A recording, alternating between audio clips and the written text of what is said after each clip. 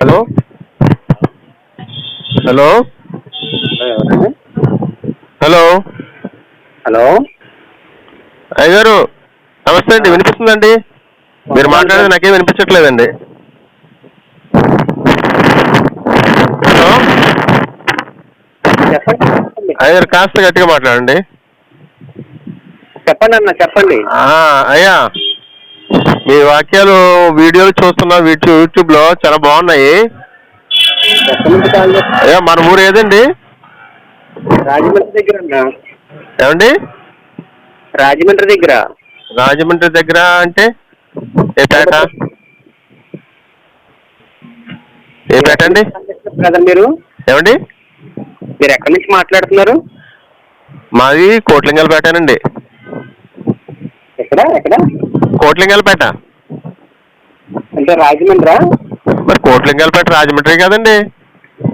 Okay okay okay. Rajahmundry అంటే మా మీరు అక్కడ ఉండట్లేదండి? మేము ఉండేది బలభద్రపురం అన్న. రాజమండ్రి పేరు చెప్తారు. అంటే దూరం నుంచి చేస్తుంటారు కదా, ఎక్కువ కర్నూలు సైడ్ నుంచి ఎక్కువ కాల్ చేస్తుంటారు. బలభద్రపురం ఎన్నాళ్ళ నుంచి సేవ చేస్తున్నారండి? బలభద్రపురం అన్న. అదే ఎన్నాళ్ళ నుంచి సేవ చేస్తున్నారు? 15 ఏళ్ళు అవుతుందన్న. 15 ఏళ్ళ? Okay okay okay.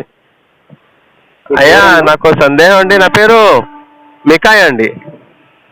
చెప్పండి. నాకు ఒక వాక్యపరంగా చిన్న సందేహం. చెప్పండి. మీరు కొంచెం సరిగ్గా చెప్పారంటే ఇది అందరికీ ఉపయోగపడేలాగా నేను అది యూట్యూబ్ లో పెడతానన్నమాట. మాకు తెలిస్తే చెప్తాను. చెప్పండి. ఇప్పుడు అపోస్తలుడైన పౌలు ఒక వాక్యంలో చెప్తున్నారు, ఇంతవరకు దేవుడు చూసి చూడనట్లుండేను పూర్వకాలం ముందు, ఇప్పుడైతే అందరూ మారుమనసు పొందవాలని కోరుకుంటున్నాడు అని చెప్పి ఒక వాక్యం ఉంది కదండి. తెలుసండి? హలో,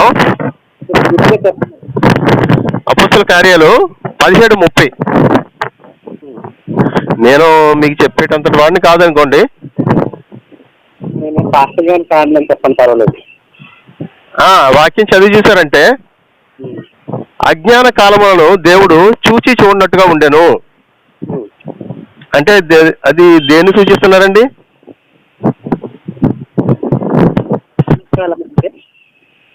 బ్రేక్ అయిపోతుందండి వాక్యం, వాయిస్. అది అన్న 4G సెల్ కాదు, ఓన్లీ మోపేడ్ కింది సెల్. ఓకే మీకు. సరే, నేను చదవనా? కాస్త గట్టిగా మాట్లాడండి. మీరు ఏ చర్చికి వెళ్తారన్న మీరు? మనం బ్రదర్ చర్చ్ అండి. ఇప్పుడిప్పుడే కొత్తగా వెళ్తున్నాం అనుకోండి. ఓకే, చెప్పండి. కేకేశాడు. అదే అజ్ఞాన కాలంలో దేవుడు చూసి చూడనట్టుగా ఉండేను, ఇప్పుడైతే అంతటను అందరూ మారు మనసు పొందవాలని మనుషులకు ఆజ్ఞాపించుతున్నాడు.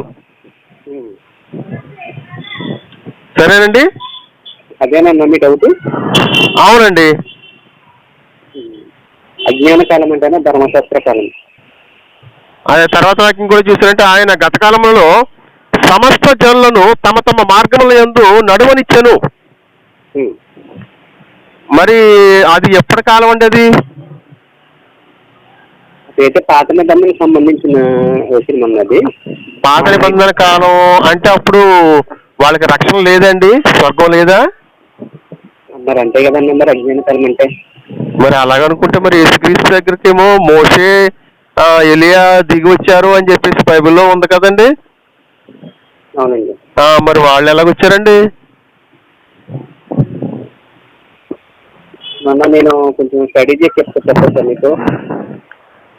స్టడీ చేసి చెప్తారా? అంతటితో కట్ చేసుకుని వెళ్ళిపోతున్నారా? కొంతమంది అయితే ఇప్పుడు పాత నిబంధన మాట కాకపోతే ఇప్పుడు ఈ సువార్త రాకముందు రోజులు ఉన్నాయి కదా. ఇంకొక నెంబర్ ఇస్తాను, నెంబర్ చెప్తారా? చెయ్యండి. మీరు పాస్టర్ కాదండి? కాదండి, కాదు. అలాగా? చెప్పండి. 85 ఏమండి?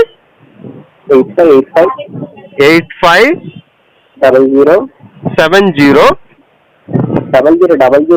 00నా? 00 6349.